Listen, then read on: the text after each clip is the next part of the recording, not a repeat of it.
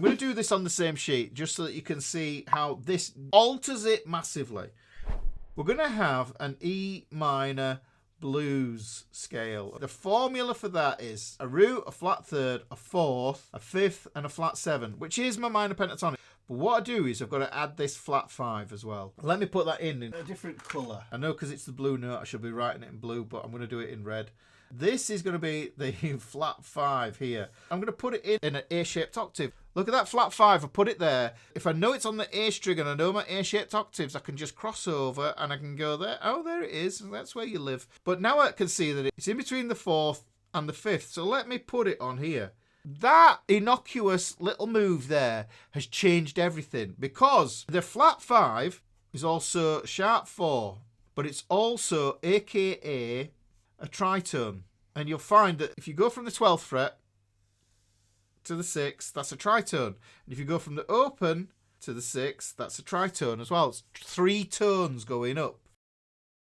And the tritone is this little sucker. Let me show you what the tritone sounds like. So you could hear that that minor pentatonic was super basic.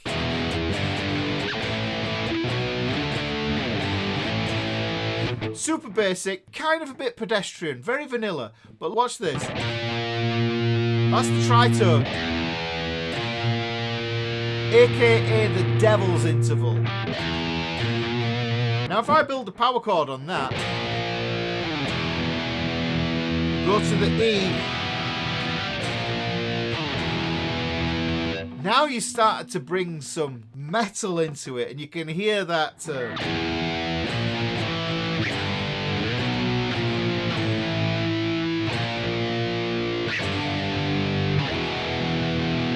starts to sound a bit more evil, doesn't it? In fact, actually,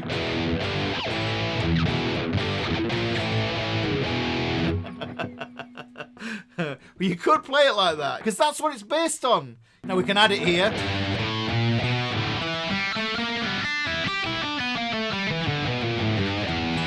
Now, if you like Sabbath, then this is going to give you that vibe. And another thing is, if it sounds like these bands that you know and love, then you're already halfway to the point of you spotting things. You're learning the song. You've got the song sheet in front of you. You've got the tabs or whatever.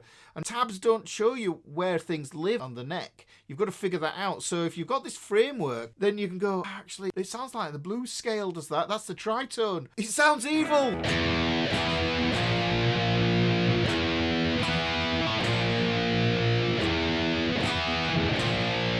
We can do stuff like that. Now, a thing that's going to feature heavily actually is I'm going to use a lot of this open E string, so it's a good idea knowing where these notes are. You've got this beautiful, let me just zoom in here.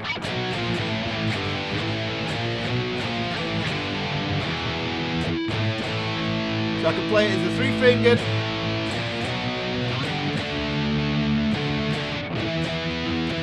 Now the cool thing is, like I showed you here, the scale goes like this.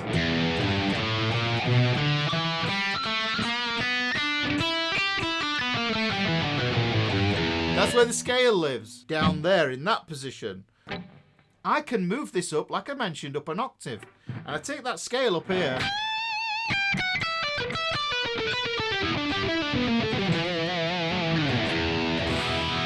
Now I know where to solo using box 1.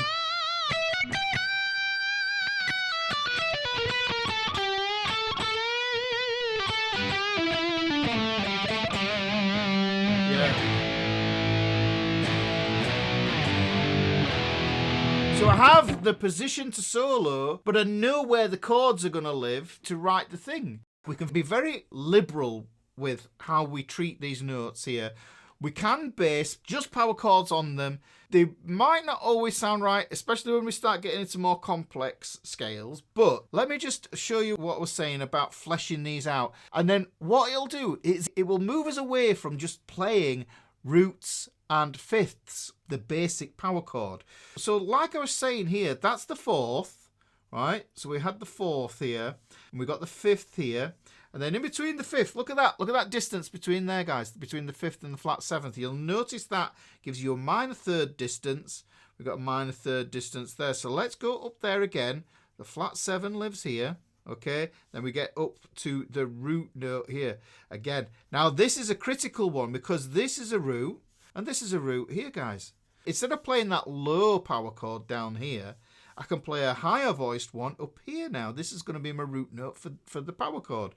Now, we're going to go root, we're going to go up to the flat third there, and then we're going to find the fourth just here. Now, I'm going to put it in just for the hell of it. The flat 5 is going to live here, and it's going to live here as well. But what I'm looking out for here is I'm looking out for my obvious power chords. So if you remember what I talked about with the power chord, it's like how the knight moves in chess. The horse. Let's draw a horse like that.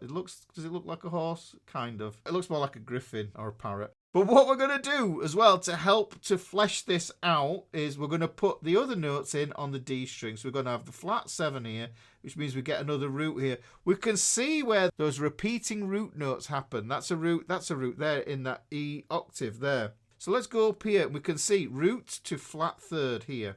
And then we go up, we use the octaves to help us. We're going to have the 4th here, we're going to have the 5th here, and then we get up to the flat 7 back here again at the 12th fret. So you start to see it's not just looking like power chord shapes. So here you can start to see we get some little major third dyad there. We get a minor third dyad there. Dyad is 2 notes. It's the same as an interval, but the intervals are melodic and they are harmonic. We've got to be careful how we define these things because people will shout at you on the internet if you say them wrong. If we look at this one here, we've got this open E here. I'm going to use this as my first foundation for my power chord. You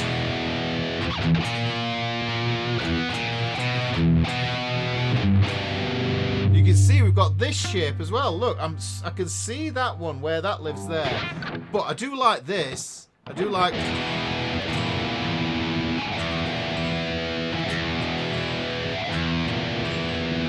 Oh! I was playing drop D earlier on, so that's what I was thinking. There we go. We've got the flat 5 here. So you can already see, all we're dealing with here is the minor blues scale, and you would never have thought that that would have sounded so evil. Yeah, we've got that there.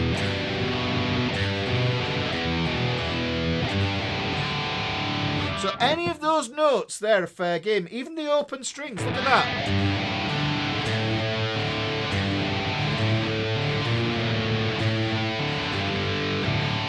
Yeah, so open. And then what I can do is I can see on that G, see where my power chord lives. There.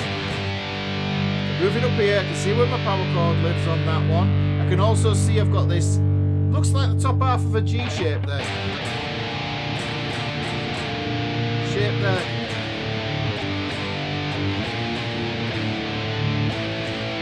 And I've got a power chord that's available there. So this is my A chord. Look at that. I just put that flat 5 on there.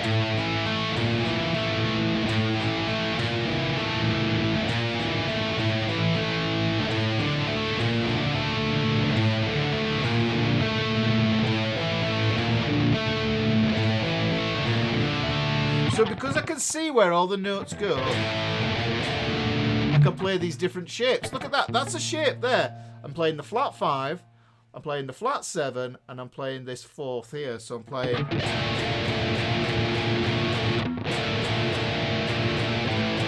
So that to me sounds very sort of Biffy, Clyro-y.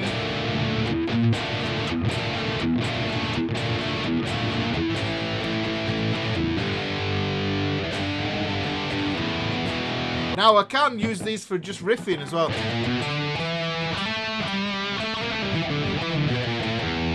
Yeah.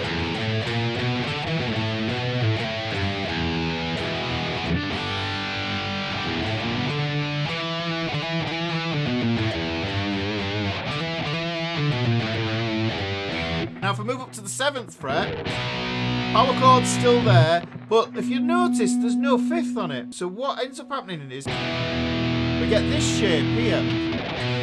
I'm barring over the E and the A string with one finger, and my 3rd finger's holding down 2 frets higher on the D string.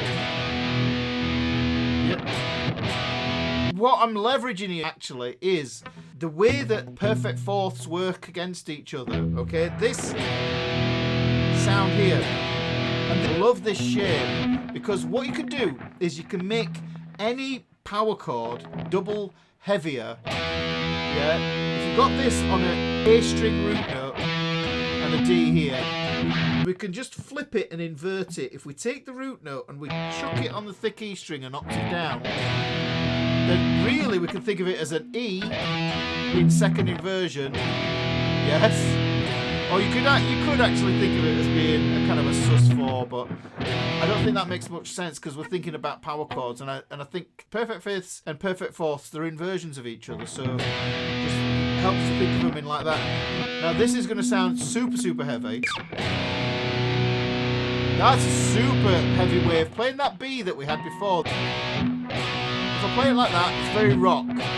But if I want it metal, then what I do is I just invert it and I get this sound. And all I'm doing is I'm taking that power chord there and then I'm making it heavier by doing that. By adding that perfect fourth, which kind of gives you this growly texture. Now, funny enough, we can start to see that, hang on, looking at that there's no power chord available to us from the fifth. If that fifth was the root of a power chord, and at the fourth fret, you'd imagine that the fifth would be there. You can use artistic license to do that, but what you might want to do is play the fifth and that third there. That's actually going to give you a kind of an inverted sound. So if I do that,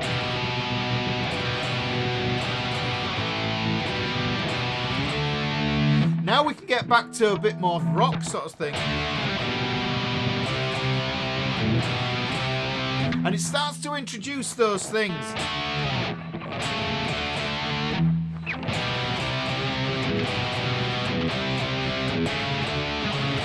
It's been a while since I played that riff, but that's the idea. Moving from this, and we're expanding it. Now there's two ways we can think of it. We can think if this is the root note, yeah,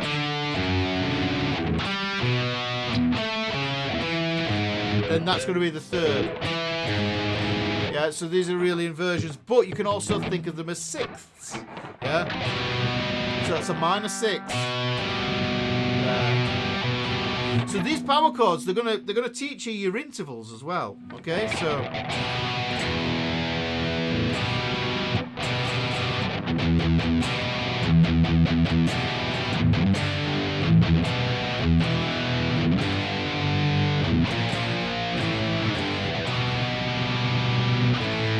So you can see where these different shapes are going to occur. If you use the flat 5, it's going to definitely sound evil. Yeah, you can see here, 10th fret, double stop over there, over the E and the A string, okay?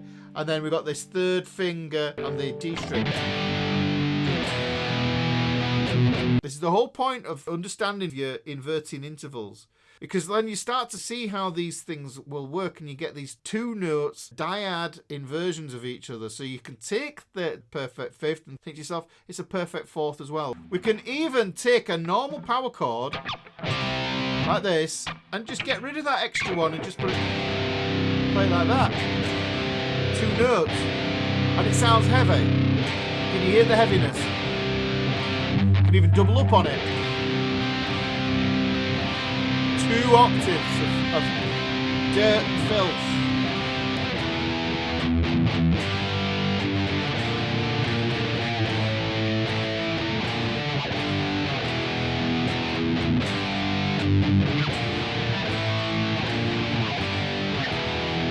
Yeah? I know my solo is gonna live there, okay? Because the thing is, those riffs are based on the same scale that the solo uses, guys. It's matching. Now, I know this isn't everyone's cup of tea. I'm aware of that. Equally, hang on, let me just switch to a clean sound, actually. Not only is the scale going to tell me, remember, we had this. We had 0, 3, we had 5, 6, 7, 10. Right? So we had E, G, A, B, B flat. And then we had D, and those could be my chords for a song.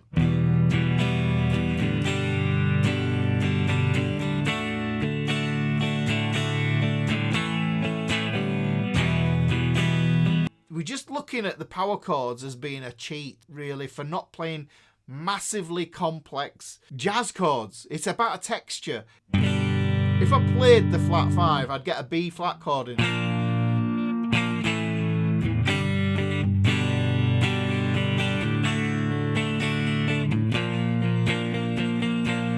Here, it takes us out a little bit, and that's all right, because sometimes I think what's a good idea is just to throw a chord in that is from another key. Don't think about it too much, just throw it in there, kind of like what I think of as being the Nirvana sort of sound. You're thinking to yourself, oh, these power chords, they sound too heavy. I just want to make sure that you really understand that this whole thing, it can be played in multiple different ways. It's the textures you use in your amps, your pedals, and everything else like that. So, if I go back to my dirty sound here, okay, what I can do is I can really make it sound in E by referencing that open droney E note, and I do that by just hammering it. Downstrokes, just do downstrokes. Gallops, triplets, whatever you want to put in there. We can keep that as a reference, and that's a tonal center. This is the thing about metal and rock. They like these tonal centers just to say the tune is in this key, it's in E, it's in A, whatever key, yeah? So this is the E. So instead of playing the E down all the way down here, yeah, I move it up to an octave higher. You can hear there.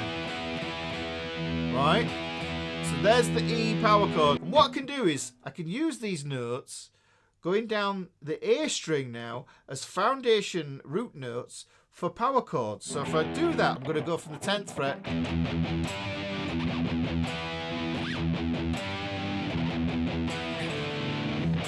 so you can see I go from there down to the B here and then go for that flat 5, which sounds evil.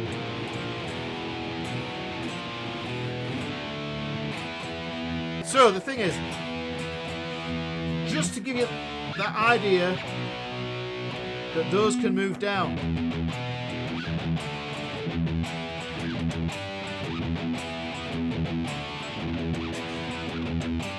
And then what you do is you contrast that with your bigger, thicker, chunkier chords that you might have.